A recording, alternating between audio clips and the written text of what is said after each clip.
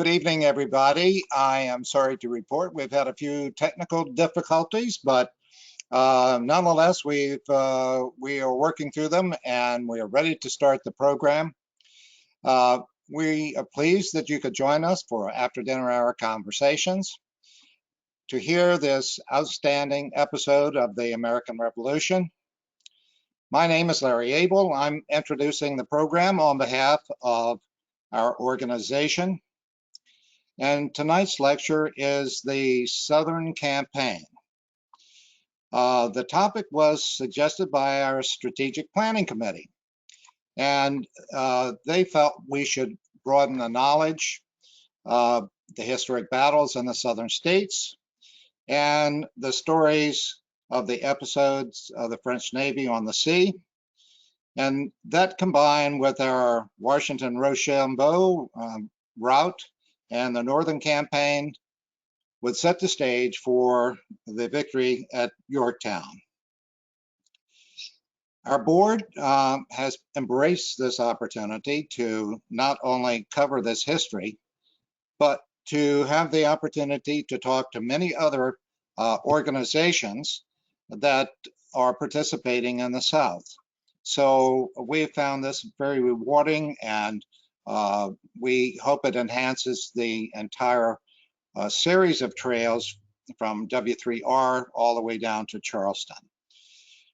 Before we introduce the other guest, I am very pleased to say that we have with us tonight Mr. Johnny Carawan, who was able to break away from other duties.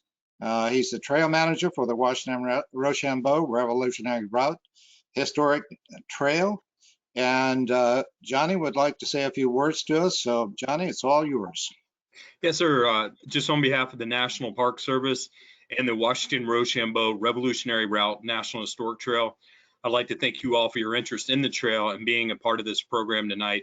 You're in the company of some outstanding leaders and individuals who have great knowledge about the topic in which they're going to talk about. And we are, I'm honored to have our former director, Dan Smith, on here, and then Dr. Selig, the trail historian, and then Larry Abel as well. So I really appreciate it. Thank you for attending and look forward to learning from this presentation.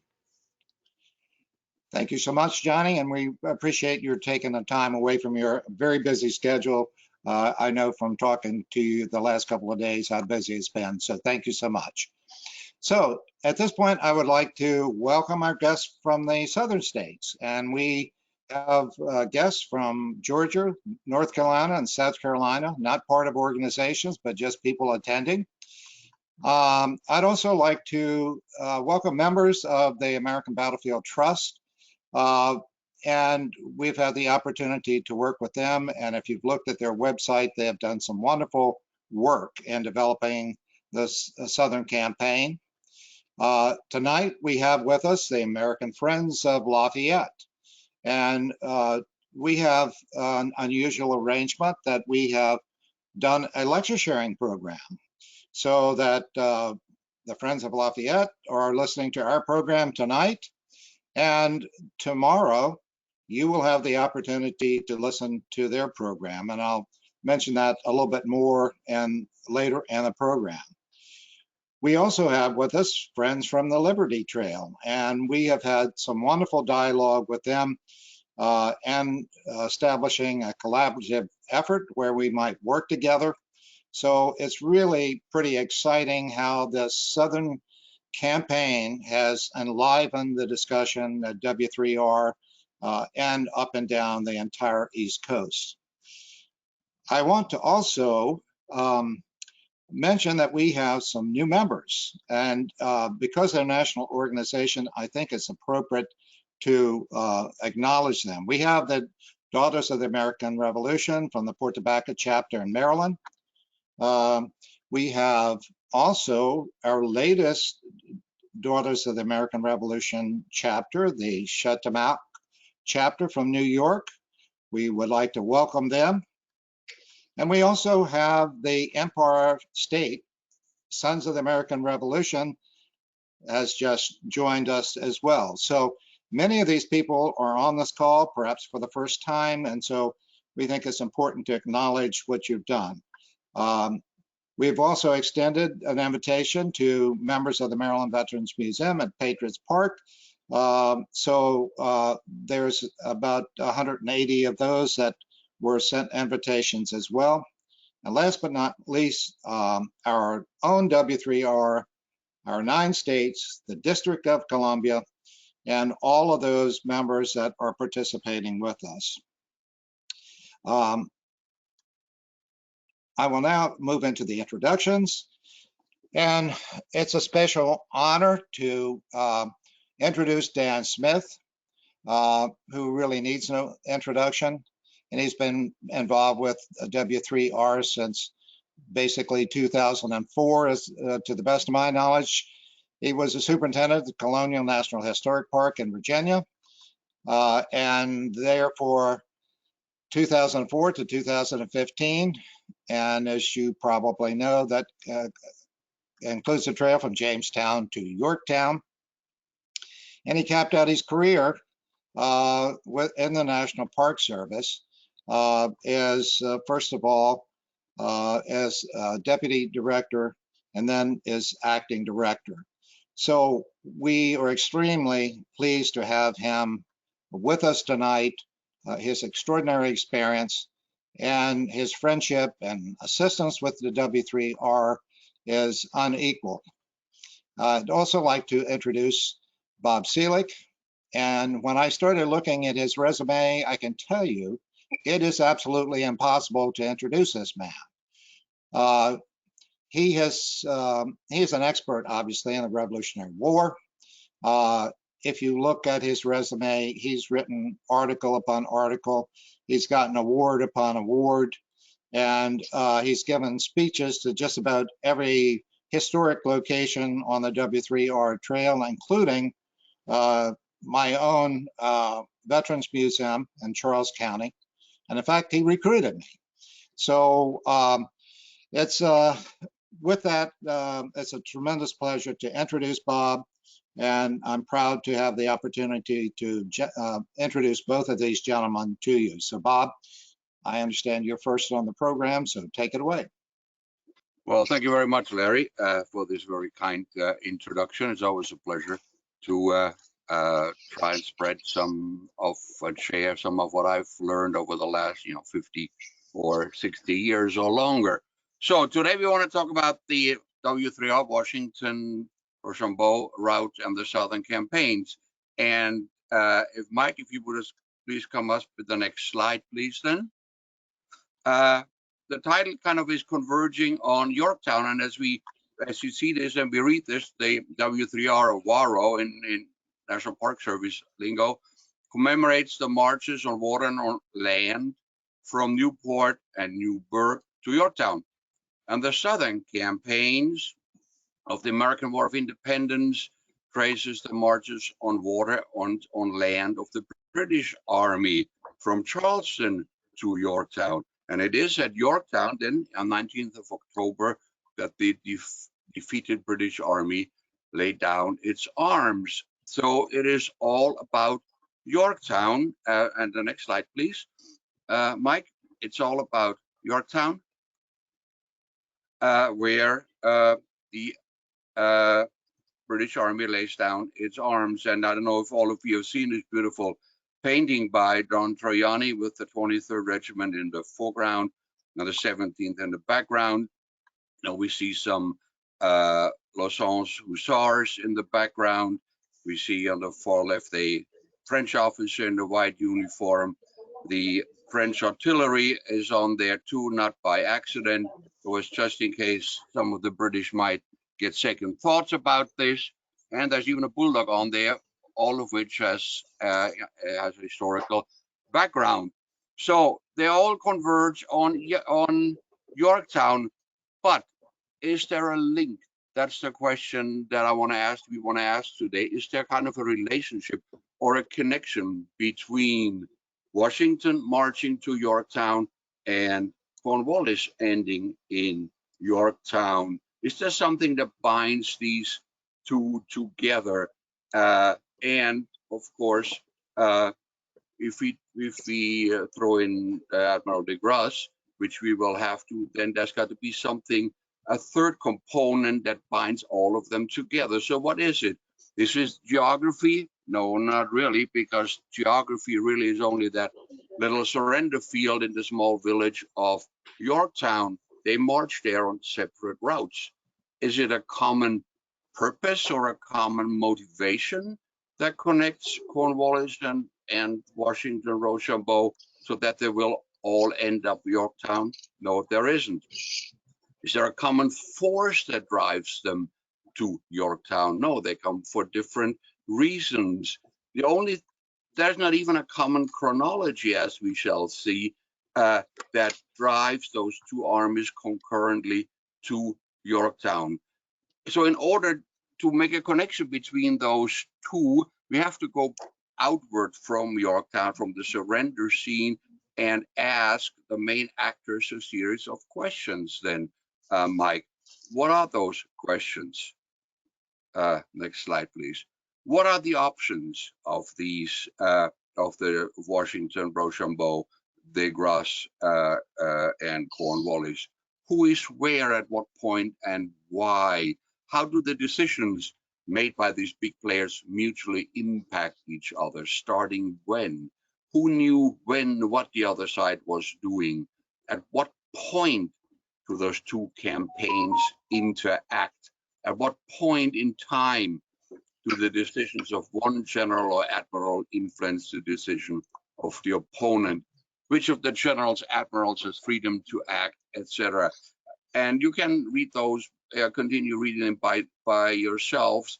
You know, when do the two navies come in? Because all of this, as I hope you will see and we'll be able to show to you in the next couple hours here, that there is some kind of interrelationship of cause and consequence of things done right and things done wrong that eventually will lead to Yorktown. This sounds a lot like, great men make history,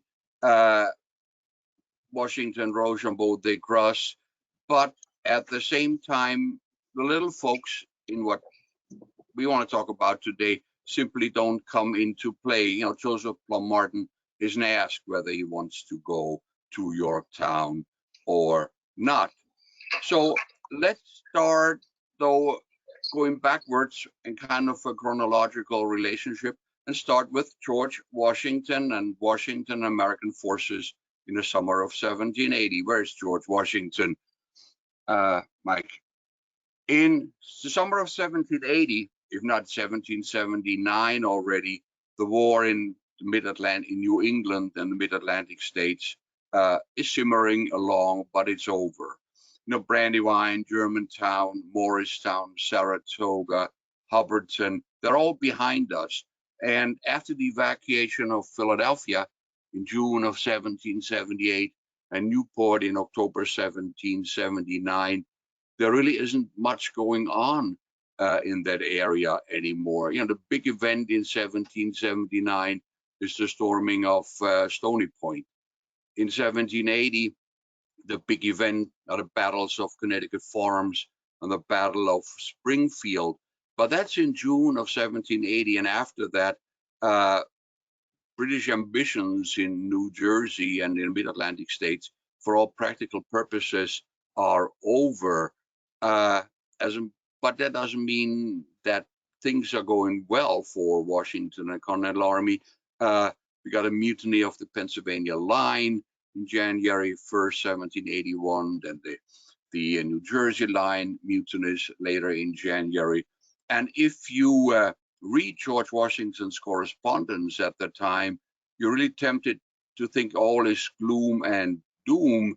And we know that in April 1781, an almost despondent Washington writes in a letter to John Lawrence in France that we're at the end of our tether, and now or never our deliverance must come. And the deliverance will come, as we know, and it will come from whom? It will come from French forces under the Comte de Rochambeau. And where's Rochambeau?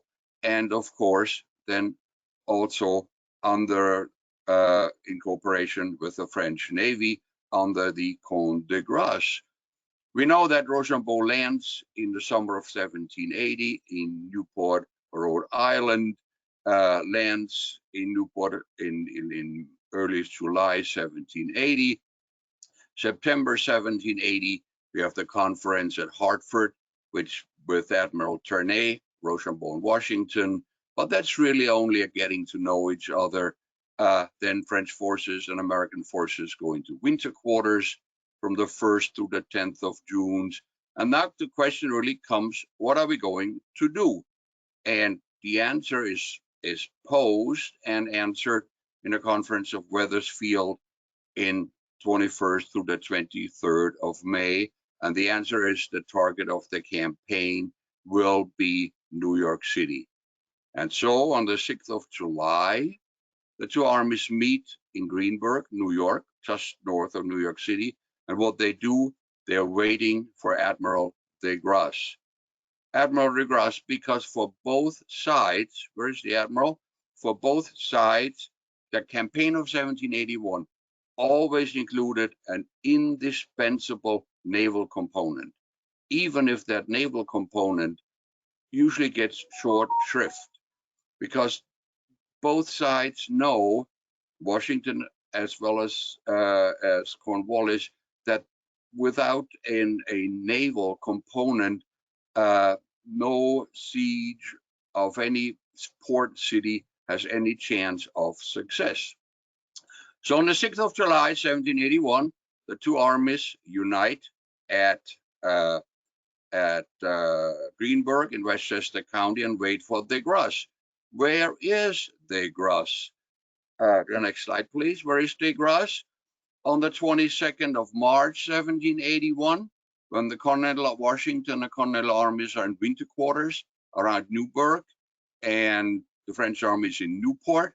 Lord Cornwallis is in North Carolina, Battle of Guilford Courthouse, the 15th of March, 1781. Admiral Graves and Hood and Sir Samuel Hood are in the West Indies waiting for a French fleet. And why did I pick the 22nd of March, 1781? Because that's the day that de Grasse is sailing out of the Port-au-Brest for the West Indies. And he will arrive at Cap François in modern-day Haiti eventually on the 16th of July, 1781. At the time of the Wethersfield Conference, de Grasse and the French fleet, indispensable for any successful Franco-American operation, is down in Martinique. They're down in Martinique. What are Washington and Rochambeau's plans? In May, we're going to go after New York City. Where does de Grasse figure into the equation? He is supposed to sail to New York City and block the port of New York City. Where does Cornwallis figure into this equation? Nowhere at this point, nowhere. On the 28th of March, de Grasse writes a letter to Rochambeau telling him that it will be off New York City by the 15th of July. So if Washington and Rochambeau are waiting for de Grasse starting on the 6th, 7th, 8th of July, they are right on target. De Grasse says, I'll be there by the 15th of July. And that's the first correspondence that Rochambeau and Washington ever have had from de Grasse. The first firm news that de Grasse is on his way. Rochambeau gets this letter on the 10th of June. On the 10th of June, that's 11 weeks after de Grasse has mailed it off. On the 11th of June, Rochambeau tells Washington and about this letter, but he also tells Washington that he had responded to de Grasse already, telling him that the only means which seems practical to your excellency is a diversion upon New York, which you propose as soon as the circumstances will allow. In other words, on the 11th of June, Rochambeau tells de Grasse the results of the Wethersfield Conference, saying New York City. But he also suggested to de Grasse, and I quote Rochambeau again, it would be a great stroke for you to go to Chesapeake Bay, in which You can make great things against the naval force, the British naval force, right? That will be there. Great things to do what?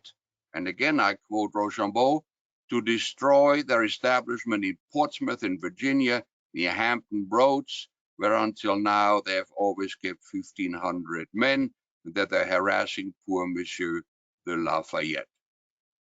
There's Virginia, yes, but we're talking about Hampton, we're talking about 1,500 men or so. For de Grasse, he can do that if New York does not work out. Washington tells Rochambeau, on the 12th, my last accounts from the Marquis de Lafayette were of the 3rd of June. The British army, in very considerable force, were between Richmond and Fredericksburg, their destination uncertain, but from their superiority, they were at full liberty to go wherever they please.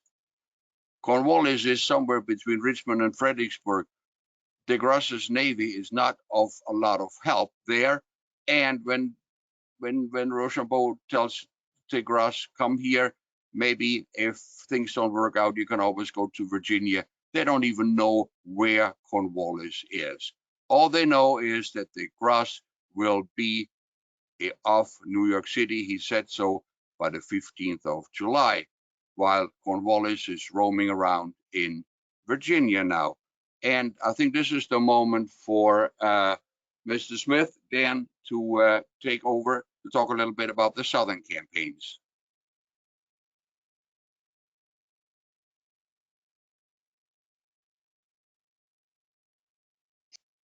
Can you hear me, Larry? I can, yes. Yep. Okay, get started. Are you going to, Mike?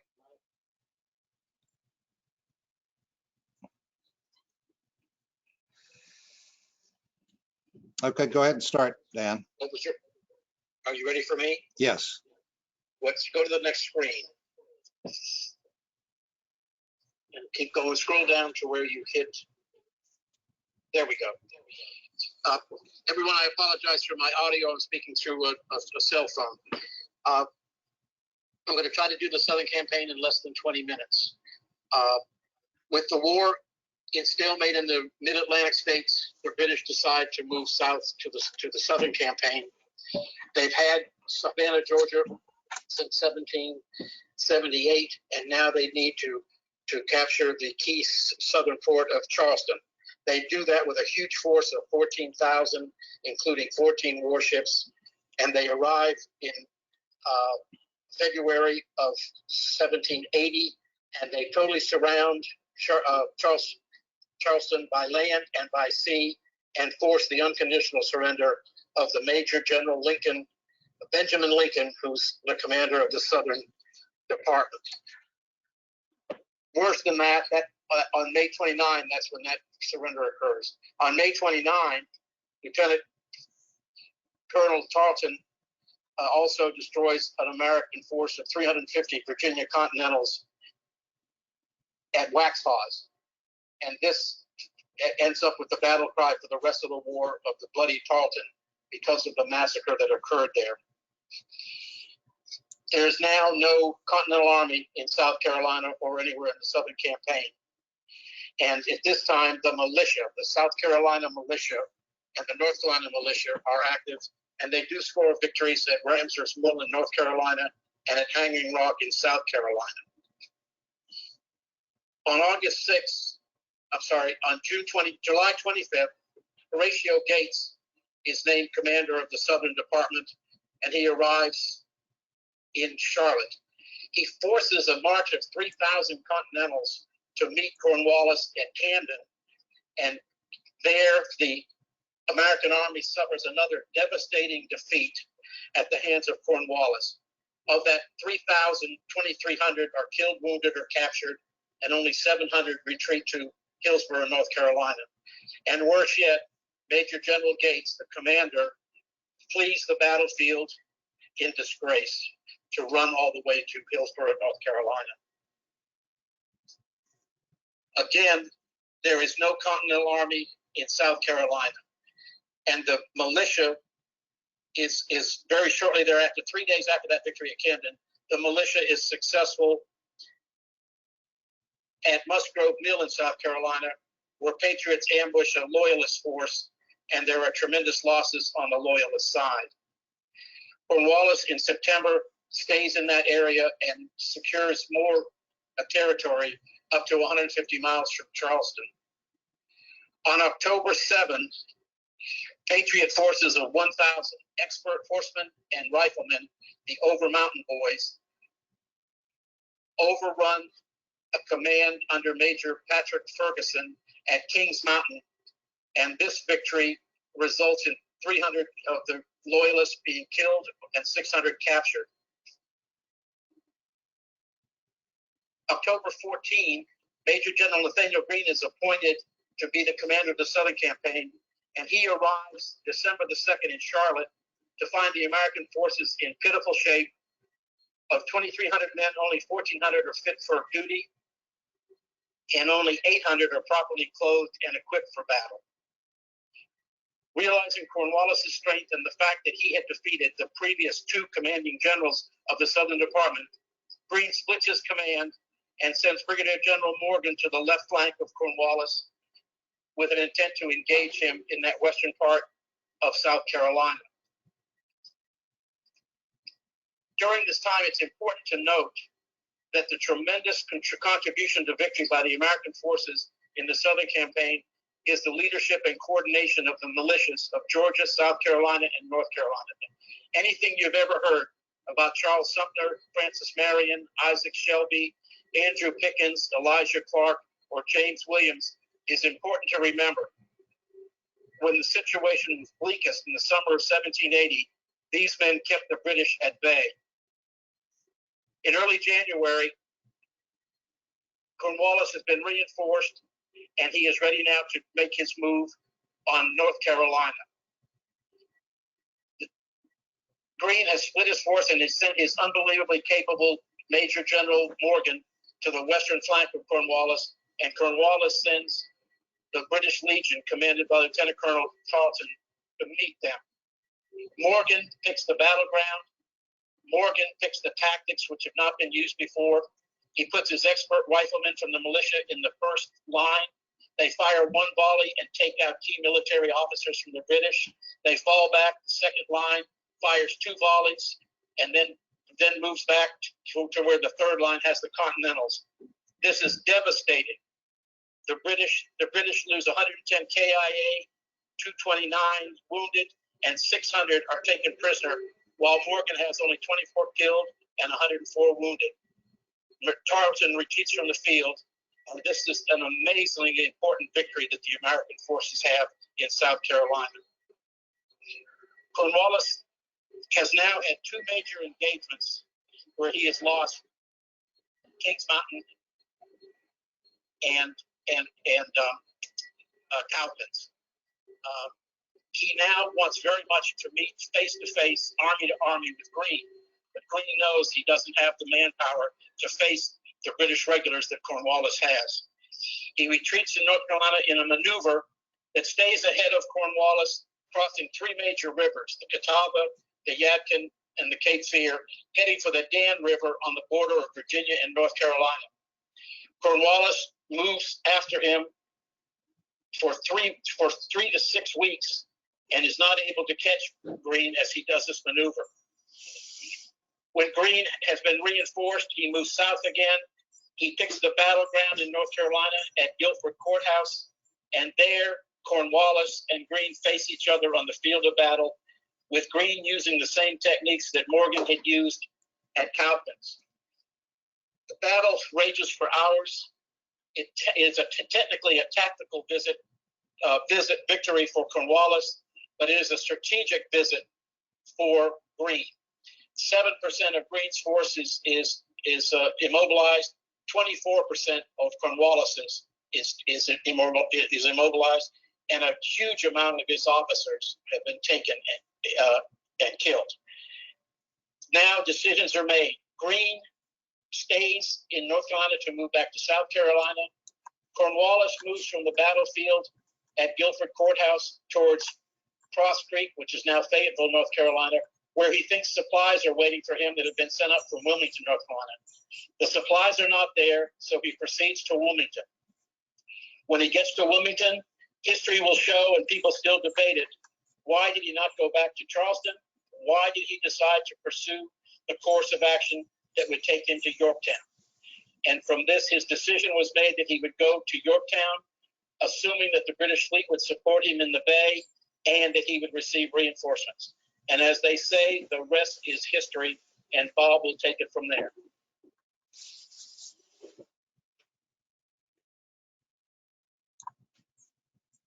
You're unmuted. Thank you very much, Dan, for this quick overview. You didn't even take 20 minutes, but I think everybody got the point that if things are relatively quiet up in New England, in the mid-Atlantic states, the action has clearly moved to the south in a war that Green, I think one said, is nothing but blood and slaughter.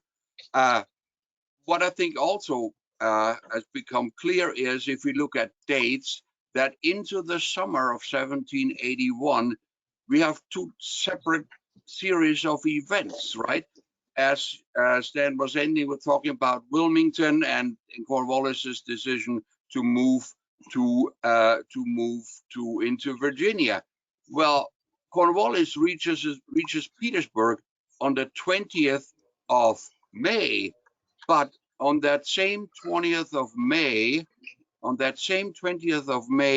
Washington and Rochambeau are settling down in the Dean House in Wethersfield for the conference and decide they were going to take on New York City.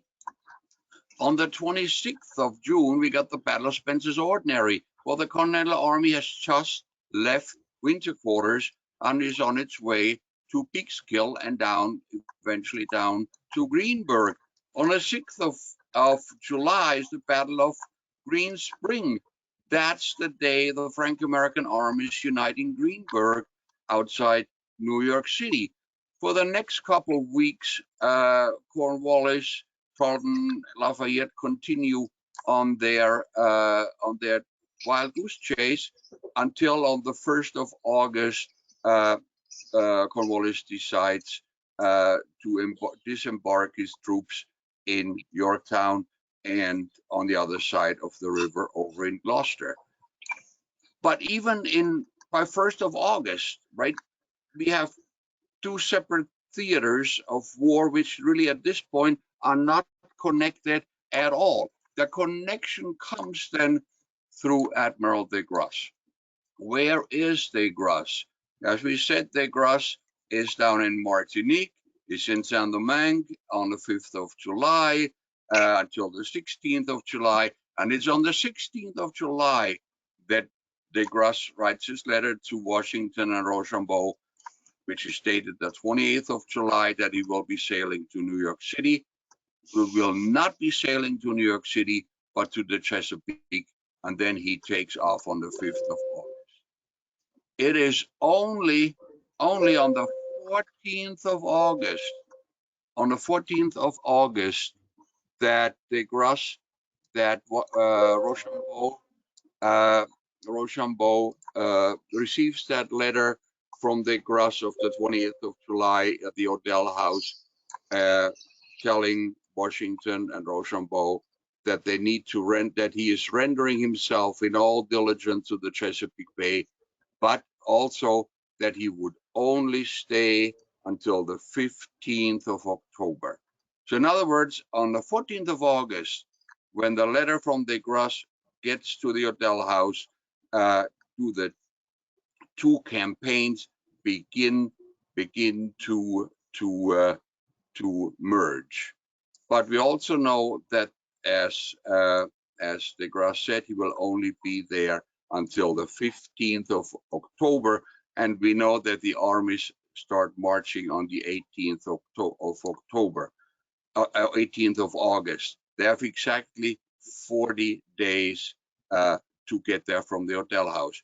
And Mike, could you please move farther down? Keep moving, keep moving, moving. One more here. What go one back.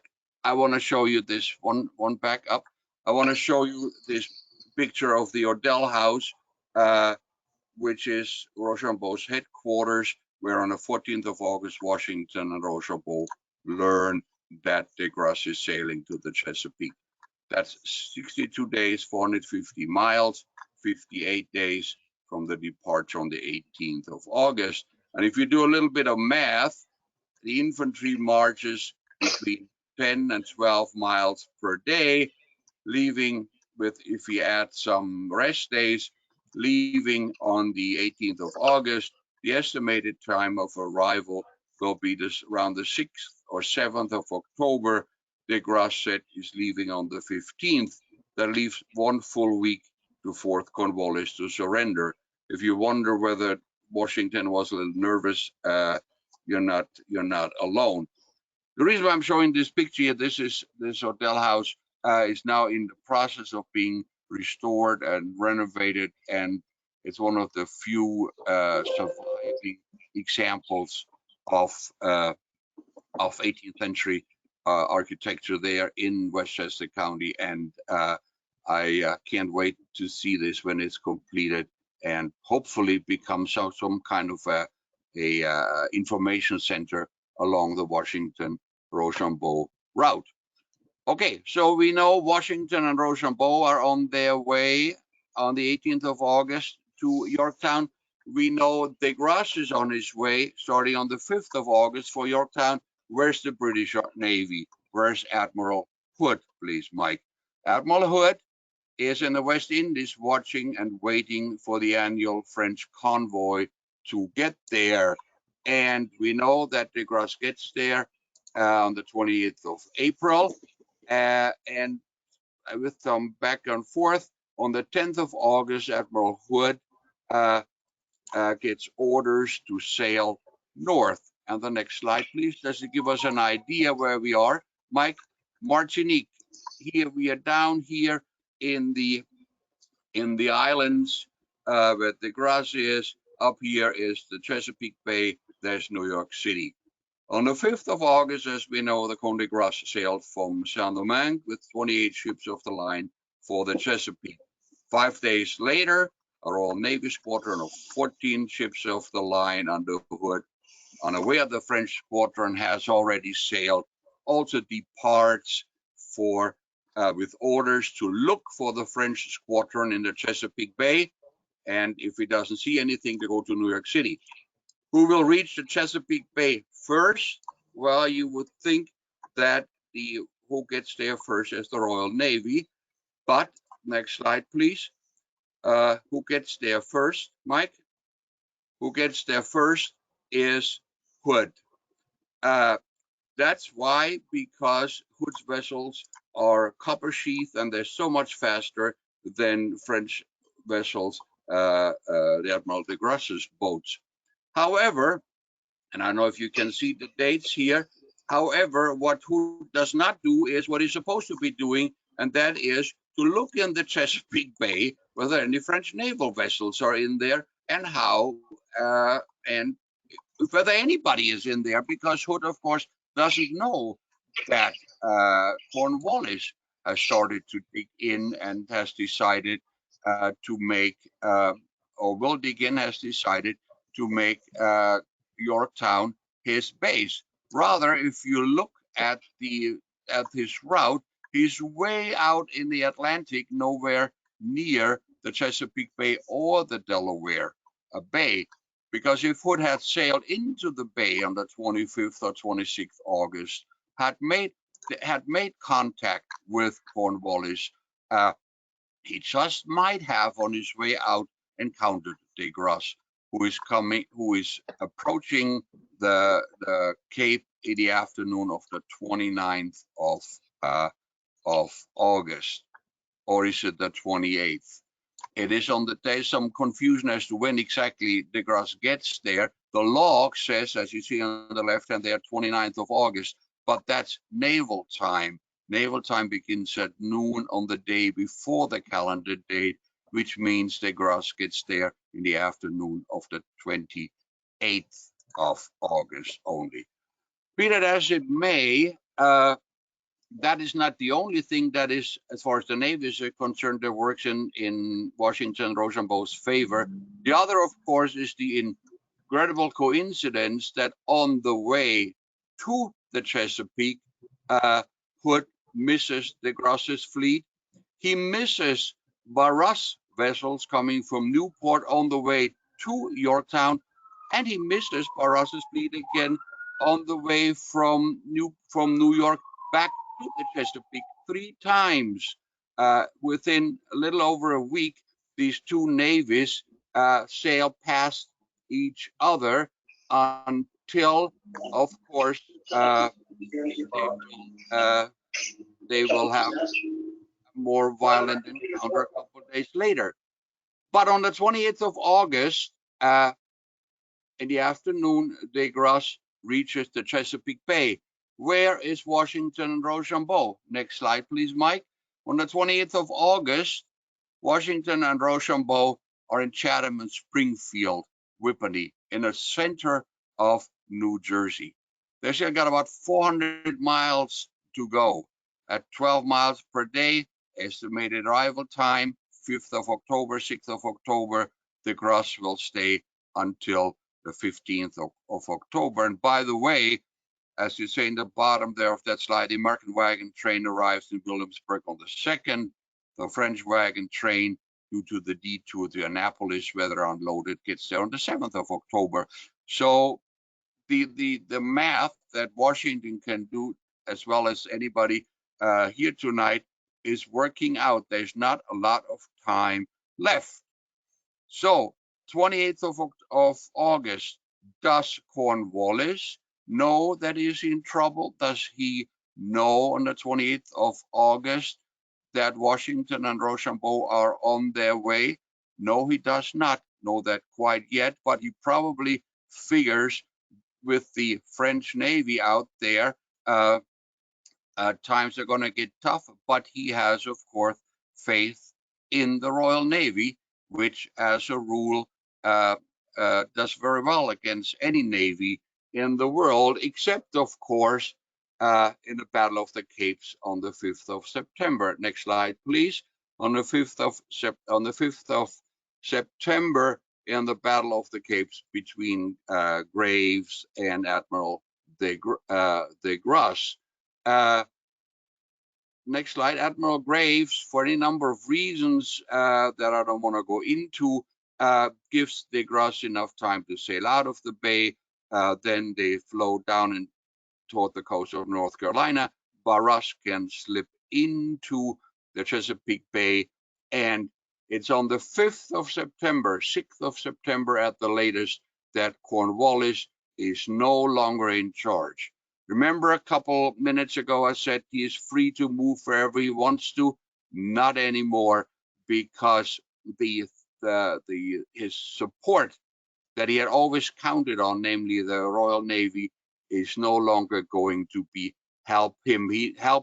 He knows that this escape route is closed off.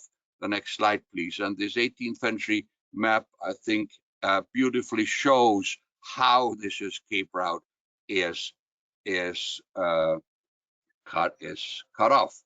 Once the Royal Navy is out of the picture, British power in the Chesapeake stands on one leg only, on land, while Washington, Rochambeau, and de Grasse, the Allies, stand on 2 legs, one on water and one on land. The water necessary to close the siege ring. Remember Charleston, when the Royal Navy forces the surrender of Lincoln? Now the shoe is on the other foot. And now that the Royal Navy is out of the picture, Washington is truly in charge of proceedings. But only now is Washington truly in charge of proceedings. Now he can swoop in for the final kill. And by the way, where is Washington when he finds out that de Grasse has sailed out of the bay for an encounter with Graves? Washington is in Dumfries, Virginia. He has already spent a couple of days at Mount Vernon. He is almost there.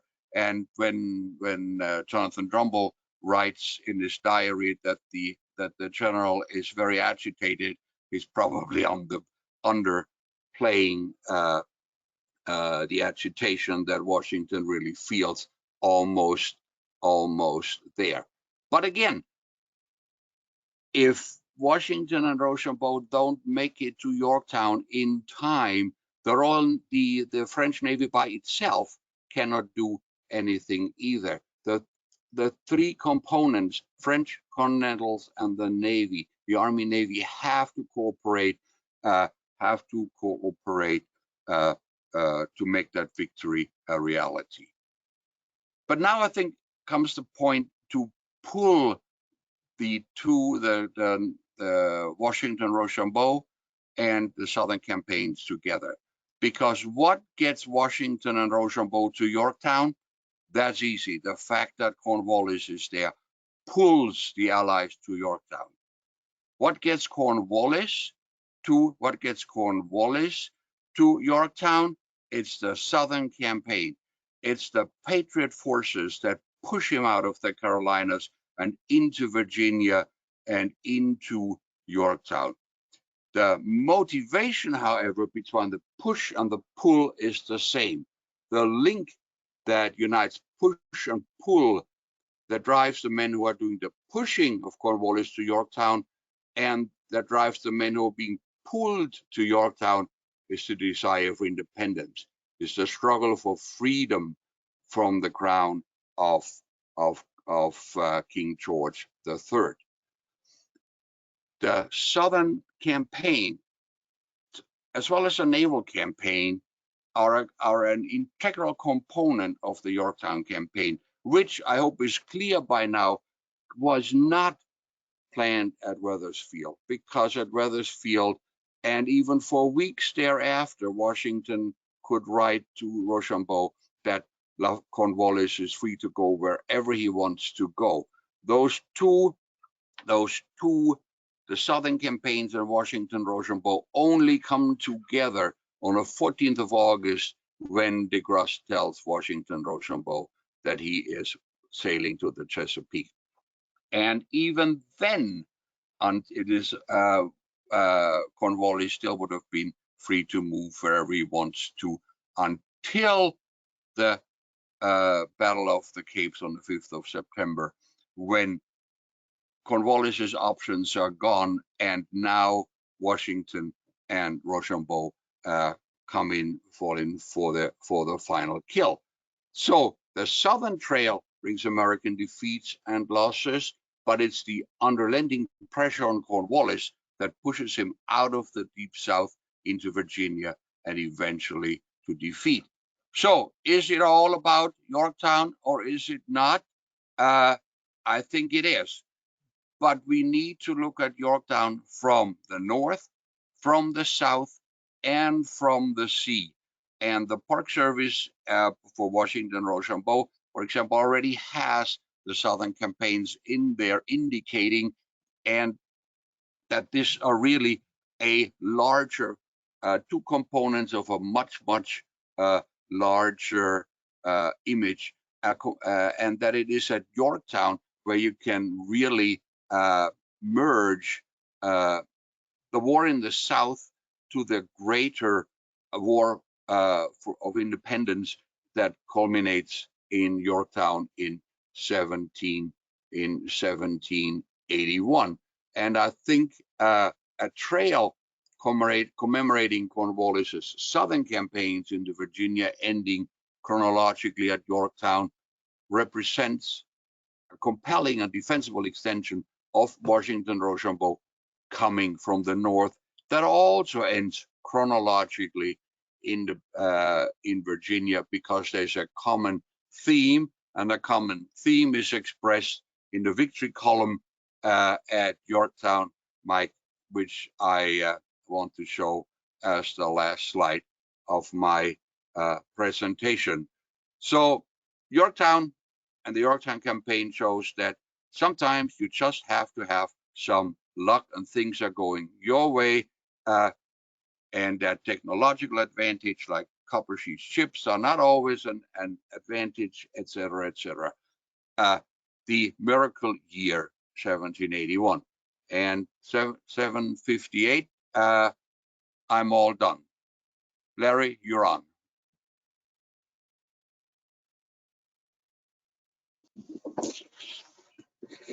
Okay, I guess I'm back again. Mm-hmm. Yeah.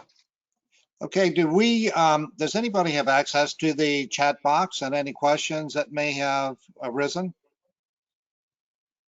Yeah, Larry, I do. Okay, Mike, would you please present those? Because I don't have access to it. In fact, half of my screen blanked out on the slide. So perhaps you could go ahead and present the questions. Yeah, no problem. So Janet Bernay asks, backing up a little bit in time, but still considering the southern regions in the American Revolution, as we know, Lafayette arrived in America for the first time, landing near Charleston, just south of Georgetown, South Carolina. Why did he land here instead of further north?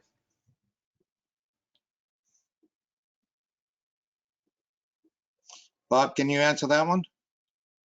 I don't think there was planned to land in Charleston, but we have folks from the Friends of Lafayette that know probably better than I do.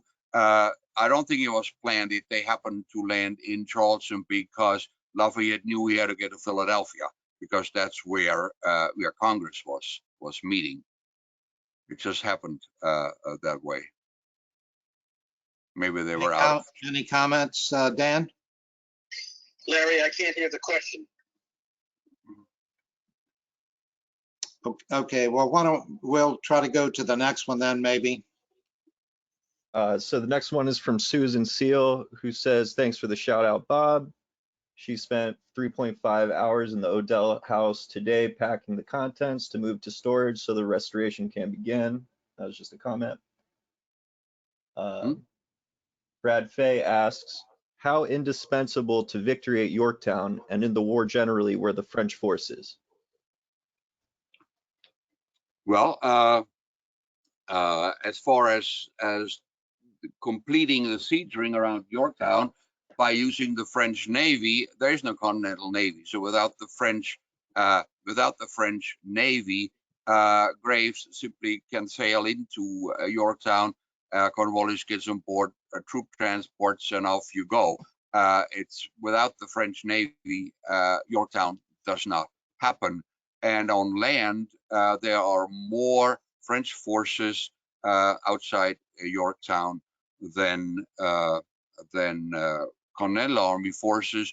And over in Gloucester, where General Wheaton is, the preponderance of French forces between 800 line infantry from the Grosses vessels and Los Angeles Legion, the preponderance is overwhelmingly in favor of French forces.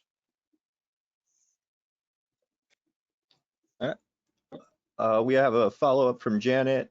In other words, with your descriptions of the various Southern battles, Cowpens, Guilford Courthouse, resulted in Cornwallis being in Yorktown, if the Southern campaign had not repulsed him northward, he would not have fled north and ended up in Yorktown?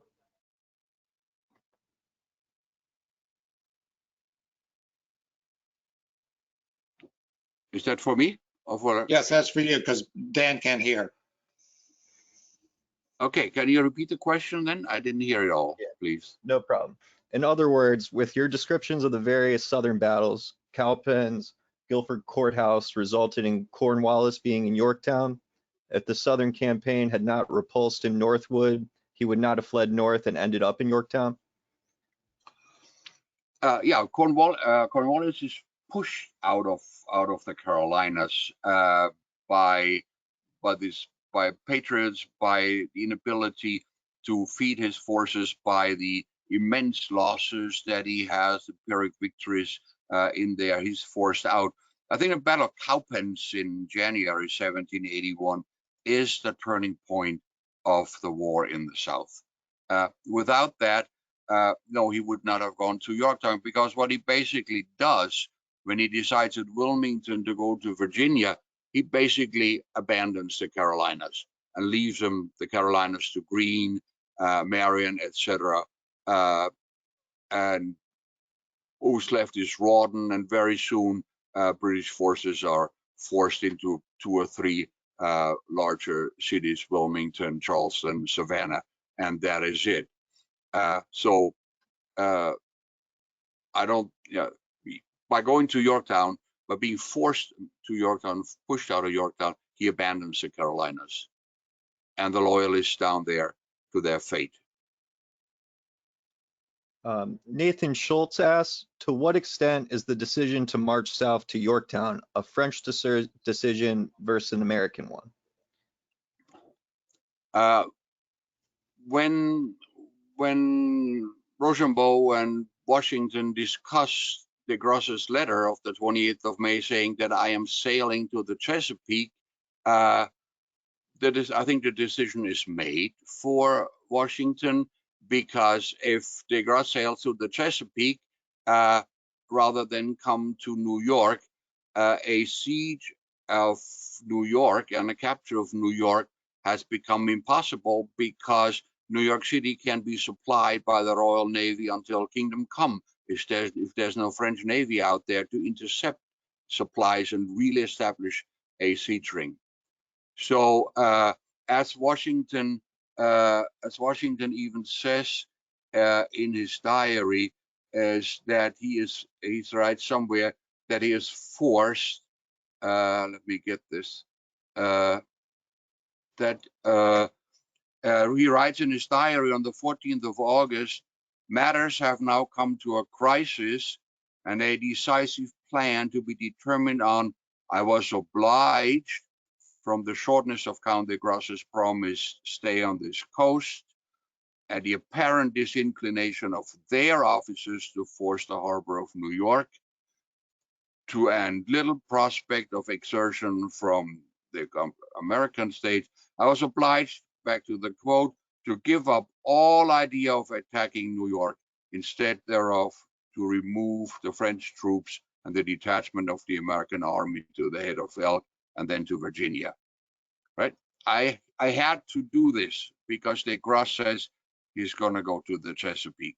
It wasn't a question, I don't want to go there. Well, if he doesn't go there, as a matter of fact, there's a letter by Rochambeau in which Rochambeau basically tells Washington, look, if you don't want to go, I go with my forces and give me however many Continental Army forces you can spare, and then we go to Yorktown. But that's a topic. The discussions that are going on the 14th of August is a talk that I will be doing in a couple of weeks for the Daughters of the Cincinnati, based on some new material. Dumas's diary that was just published last year. He's an aide de camp, an inner part of the inner circle, etc. By 18th century standards, bare knuckle discussions that are going on in the Odell House or in the Appleby House, Washington's headquarters. What are we going to do? And Washington, doesn't really have a choice what he wants to do. If he doesn't go to Yorktown, where the fleet is and where Cornwallis is, then the campaign 1781 is over before it even starts. All right. Okay, one more question, Mike, if you have it. Yeah, I have a few more questions. David Welker asks, can you talk a bit about the role of intelligence in Washington and Rochambeau's decision to move south? American intelligence is really not my specialty. I can tell you about British intelligence. It takes within 3 or 4 days. In 21st, 22nd of August, the British officers who are surmising that Washington and Rochambeau are going to the Virginia. They know that very, very quickly. Americans, that's one of the myths about the Yorktown campaign and the events in August of 1781. is the idea that building these ovens at Chatham and writing letters that's supposed to be intercepted, etc., that it fooled Clinton and the British leadership. It did not. It fooled Clinton to the degree that he wanted to be fooled, maybe. But Major Andre had built up a very, very efficient spy ring. And if you look at his account book, and then of 1780 and thereafter his successors, the British always know within days, sometimes within hours, what the Americans are going to do. Washington knows considerably less about what British plans are. It's important because if Rochambeau's son sends his girlfriend to Trenton and says, "Wait for me there, we're coming," and the British know that, well, you don't send your girlfriend to Trenton if you want to take New York City, right? You're going elsewhere. Robert Reyes asks, how long was Lafayette encamped on the shore of Spa Creek in Annapolis? Robert, you mean in April of 1781?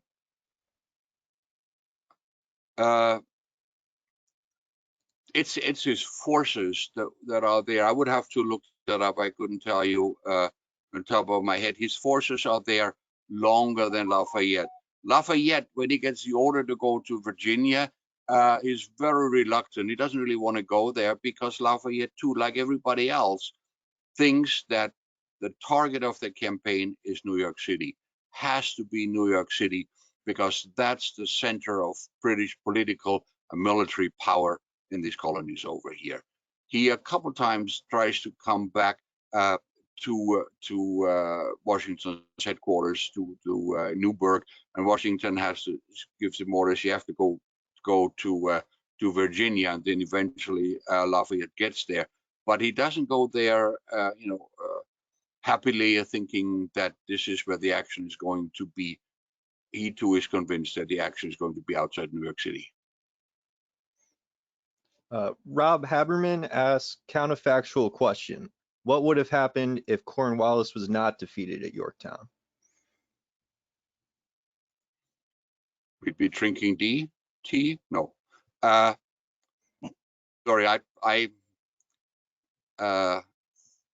what would have happened? Then he would have been defeated elsewhere. I mean, the longer the war dragged on, I think in the United States, the stronger the opposition became in the House of Commons.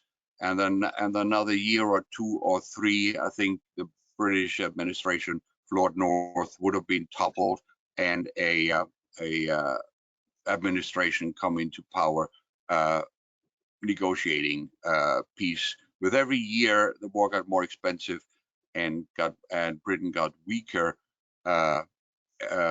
so that even without Cornwallis being captured, plus, yeah, Cornwallis can go wherever he wants to go, as Washington says, but where's he going to go? To Baltimore? He can roam around, go over to Port Tobacco if he wants to, but he too, what's the game plan for Britain in late 1781? I don't know if there is much of a game plan anymore, because the war in the north had gone sour in 1777 at Saratoga, 1777, 1778, and now in 1780, the war in the south has gone sour. There aren't enough loyalists in the Carolinas to bring any state back or colony back into the fold. Where do you go next? You tried in the north, you tried in the south. You've taken Philadelphia. Nothing kind of seems to have worked out. There are not a lot of places left where you could try waging that war and winning the war. We have one more question from Nathan Schultz. How important was the Battle of the Hook and the Siege of Gloucester Point to the Yorktown campaign? Well, the Battle of the Hook is over in Gloucester, on the 3rd of October, 1781, which, by the way, is probably the largest cavalry engagement of the War of Independence, with 300 American and close to 300 British horses involved. It is important in that after the Battle of the Hook, Tarleton, who was in command over there with Simcoe Sick, never breaks out, never even tries to get out of his earthworks that he has thrown up around Gloucester. We know that in a desperation attempt, Cornwallis is thinking about transporting some of his healthy troops over to Gloucester and try to march up, probably Route 17, but that didn't happen. Again, we tend to focus on Yorktown itself, but over there in Gloucester too, that's part of the siege ring. That's a potential escape route that is cut off as a consequence of the Battle of the Hook, and that siege ring becomes tighter and tighter. So again, focusing on Yorktown, it's very easy to forget about other components that are necessary to make that siege successful. And Gloucester is one of them in the Battle of the Hook. Robert Reyes would like to clarify his earlier question with two questions. How many nights did Rochambeau spend at Lafayette Spa Creek encampment, and how long was Lafayette encamped on the shore of Spa Creek in Annapolis? Robert, I would have to look that up. I can't tell you on the top of my head now. Send me an email. I know Robert very well. Send me an email and I will send you this information in an email. I don't really want to make up an answer. I mean, I can change the past. I'm a historian, but even so. Okay, I think we will bring it to a conclusion. We are about 10 minutes over the time, and this has been a wonderful night, I think.